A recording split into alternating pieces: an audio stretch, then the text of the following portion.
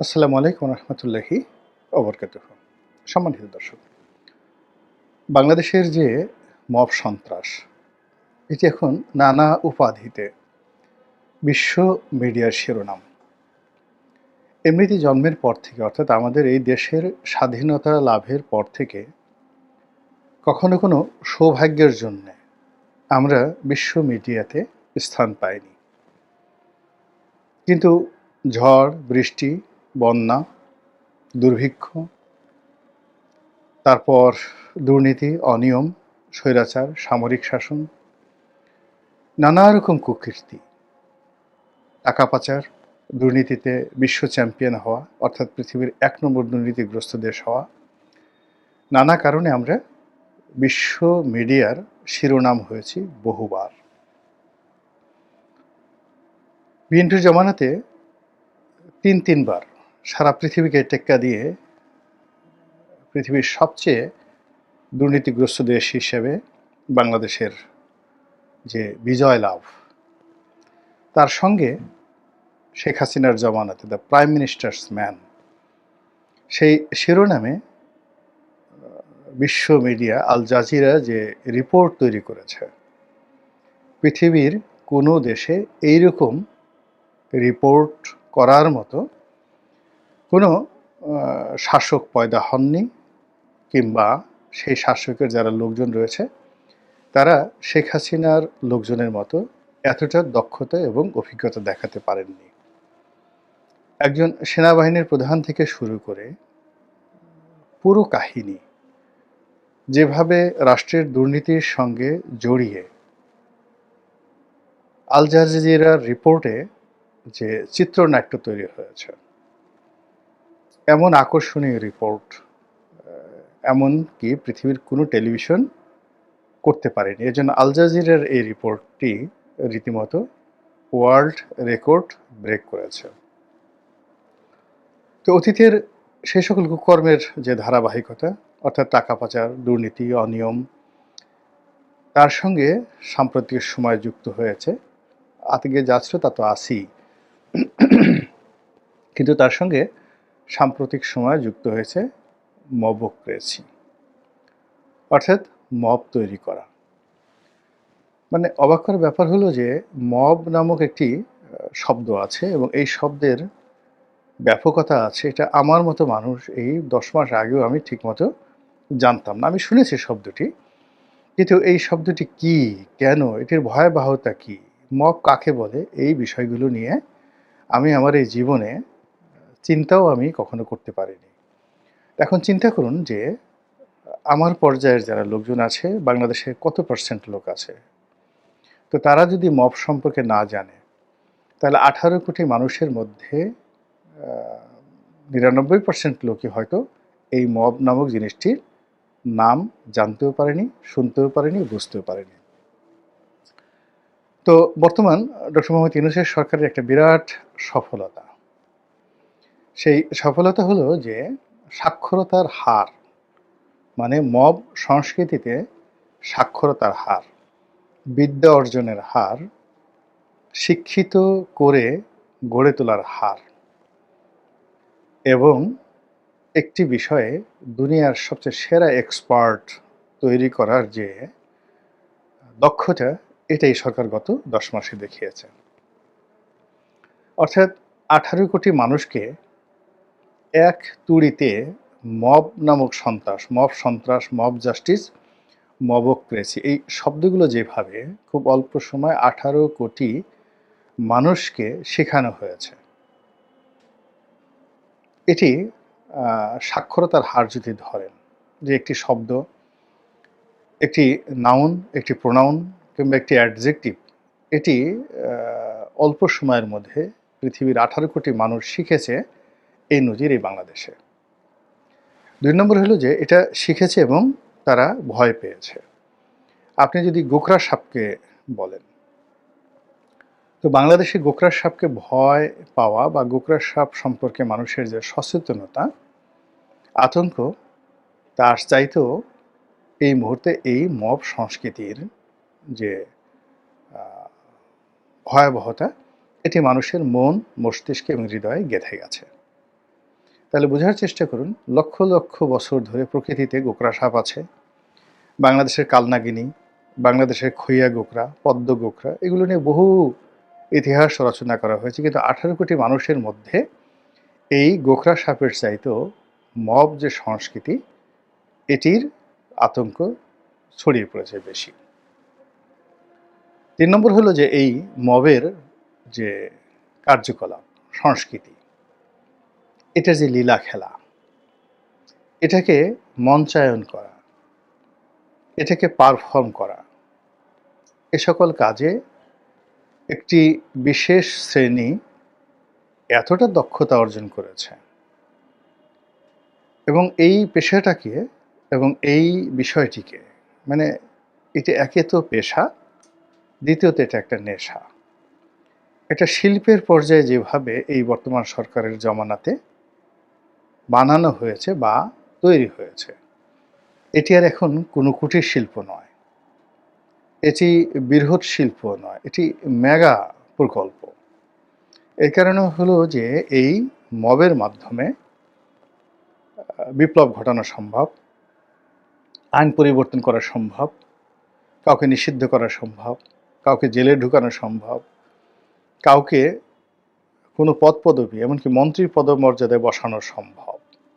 এইভাবে বাংলাদেশের কোনো শিল্প, কল কারখানা, কোনো ব্যবসা, কোনো বাণিজ্য, কোনো ক্ষমতা, কোনো জাদুর চাবিকাঠি এতটা যাকে বলা হয় কার্যকর নয়, যেভাবে মব এই বাংলায় কার্যকর হয়ে যাচ্ছে। তো সরকার মুখে মুখে বলছে, রাজনৈতিক দলগুলো ঘৃণা জানাচ্ছে এই মবকে বন্ধ করার জন্য, কিন্তু এখন পর্যন্ত সেটার কোনো কার্যকারণ হচ্ছে না। এর কারণ হলো মব এখন রীতিমতো একটা বাণিজ্যে বা ব্যবসায় রূপান্তরিত হয়েছে। এর সঙ্গে অনেক অর্থ যোগ রয়েছে, এর সঙ্গে প্রেম, প্রীতি, ভালোবাসা, লীলা খেলা, শিল্প, সাহিত্য, সংস্কৃতি, অনেক কিছু জড়িত হয়ে পড়েছে।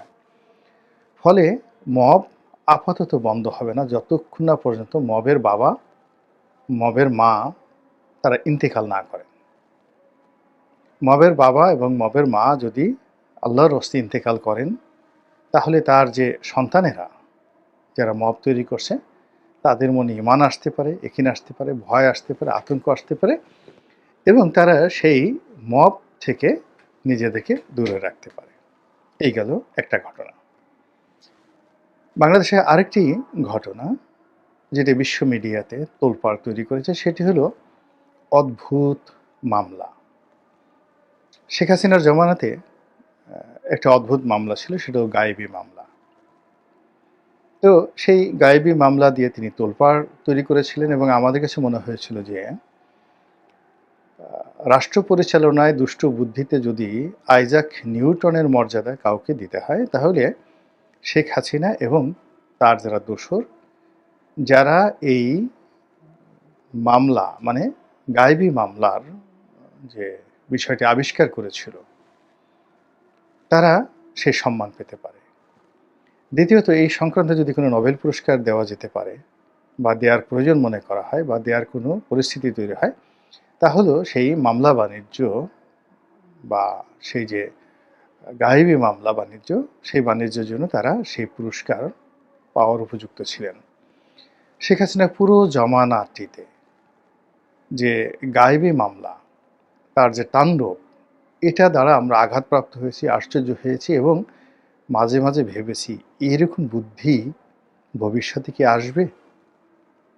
কিন্তু আমাদের সেই চিন্তার যে দুয়ার এই বর্তমান জমানা খুলে দিয়েছে।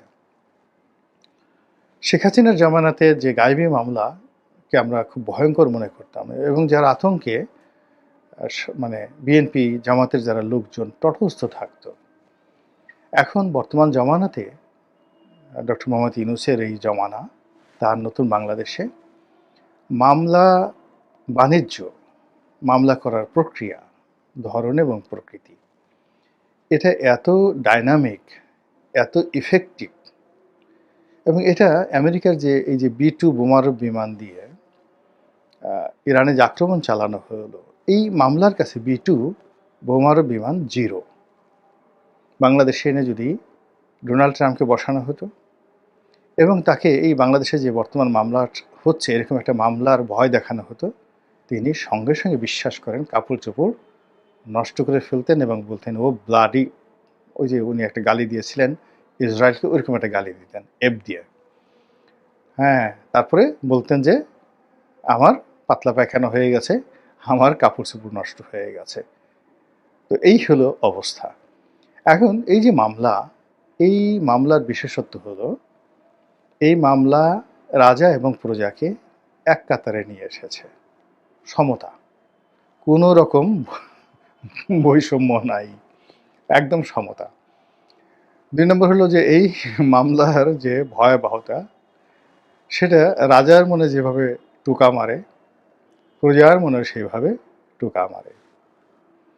এই মামলার যারা বিচারক, এই মামলার যারা আসামি এবং এই মামলার যারা তদন্ত কর্মকর্তা, এই মামলার যারা বাদী, সকলের মধ্যে একটা অদ্ভুত রসায়ন তৈরি করে এই মামলার কারণে, যেটি এই বঙ্গে, এই পৃথিবীতে আমার জানা মতে কখনো ছিল না, আর আগামীতে কারো মাথায় এরকম মামলার বুদ্ধি আসবে এটা আমার জানা নেই। এখন এই মামলা নিয়ে যে বাণিজ্য চলছে বাংলাদেশে, মব নিয়ে যে বাণিজ্য চলছে, এই বাণিজ্যের কাছে বসুন্ধরার টোটাল টার্নওভার ফেল।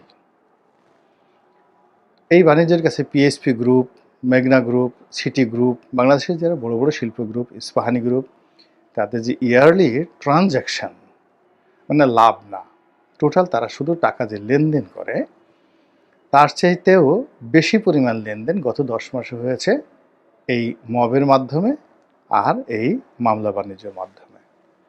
তো এখন মানুষ একটা ইন্ডাস্ট্রি করার জন্য কত কষ্ট করে, জমি কিনে বিল্ডিং করে, ব্যাংকের পিছনে পিছনে দৌড়াদৌড়ি করে, কাস্টমস পোর্ট কর্মকর্তাদের পেছনে ঘুরে, আয়কর কর্মকর্তাদেরকে ঘুষ দেয়, নানা রকম ঝক্কি ঝামেলা, হার্ট অ্যাটাক থেকে শুরু করে আরও অনেক কিছু হয়ে যায় এই সমস্ত কাজকর্ম করতে গিয়ে। তো সেখানে এই মব এবং মামলা বাণিজ্য, এই সেখানে আসলে তেমন কিছুই দরকার নেই, শুধুমাত্র একটু বুদ্ধি আর একটু কৌশল, যেটা এই জমানাতে আবিষ্কৃত হয়েছে। এবং সেই আবিষ্কারের নেশায় এত পেশাজীবী এখানে অন্তর্ভুক্ত হয়ে গেছে যে পুরো ব্যবসা বাণিজ্য এখন সব কিছু বাদ দিয়ে সবাই এখন মবের দিকে আর মামলা বাণিজ্যের দিকে মনোযোগ নিবিষ্ট করছে। এবং তারা চিন্তা করে যে শেখ হাসিনাকে আসামি করে 400-500 লোককে সেই আসামির অন্তর্ভুক্ত করে যদি সেই 100 জন কোটিপতিকে আটকানো যায়, আর এক একজনের কাছ থেকে 1 কোটি 1.5 কোটি টাকা নেওয়া যায়, তাহলে তো ইনস্ট্যান্টলি 100 কোটি টাকা এখানে লাভ একটা মামলাতে। আবার যদি একটা মব সৃষ্টি করা যায়, বড় একটা গ্রুপ অফ কোম্পানিজ মব সৃষ্টি করে সেই কোম্পানির ডিরেক্টরশিপ নেওয়া যায়, তাহলে এর সাথে আর কোনো লাভ আছে বলেন? এত কষ্ট করার কোনো মানে আছে? ফলে পুরো অর্থনীতিটাই এই যে মব এবং মামলার যে বাণিজ্যের মধ্যে ঢুকে গেছে, এটাও এখন বিশ্ব মিডিয়ার শিরোনাম। বাঙালি যে কত মেধাবী, এটা রবীন্দ্রনাথ বুঝল না। বুঝলে সে কখনো সেই কবিতা লিখত না যে ৭.৫ কোটি বাঙালির হে মুগ্ধ জননী, রেখেছ বাঙালি করে মানুষ করনি। এই কথা কবিগুরু লিখতেন না। আল্লাহ আমাদের সবাইকে হেদায়েত দান করুন এবং হেফাজত করুন। আসসালামু আলাইকুম ওয়া রাহমাতুল্লাহি ওয়া বারাকাতুহু।